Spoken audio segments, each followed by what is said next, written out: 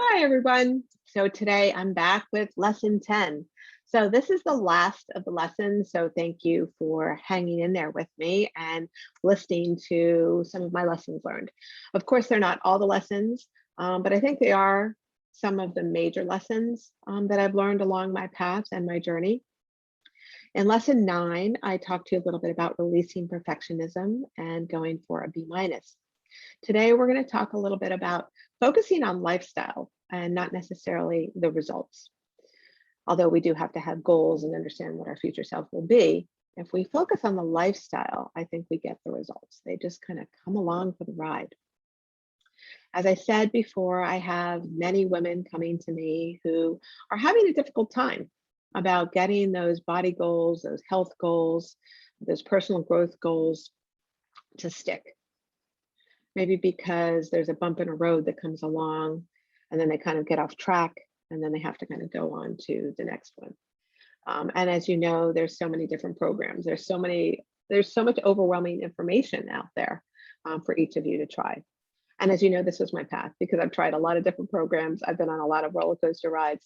But I think what it came down to was that, I had a lot of intellectual knowledge, a lot of knowledge in my head.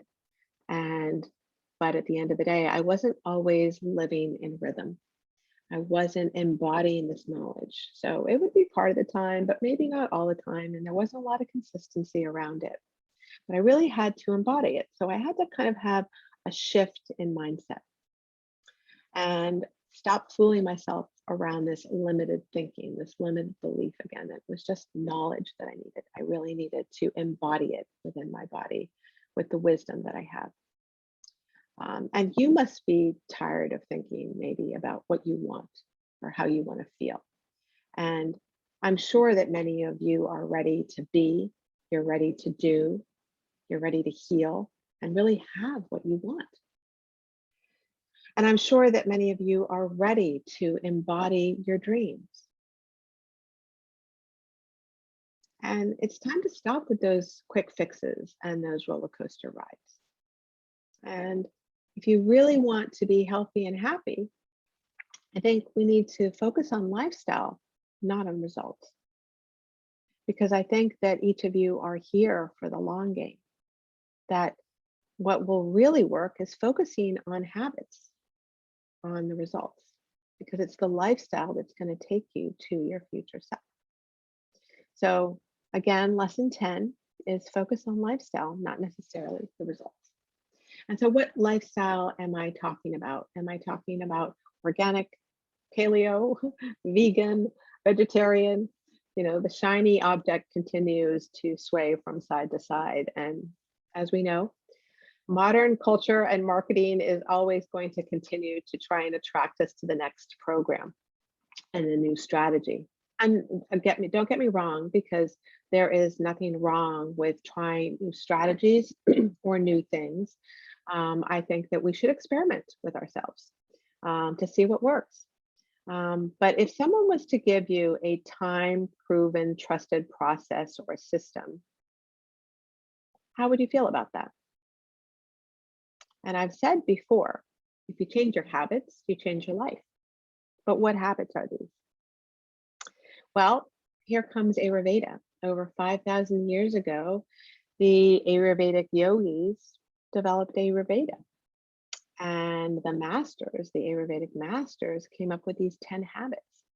And these focus on building resilience and adaptability. And they help you heal so that you feel energetic, that you age really well, that you've got lots of vitality, that you have lots of longevity, and that you radiate. And so when you hit a bump in the road and you get off track, you have these habits to fall back onto so that you can get back on your path, back into rhythm. So these are the habits I live. These are the habits that I teach my clients how to implement. Now, one thing I am sure of is that Ayurveda is not a fad. It's been around for a long time.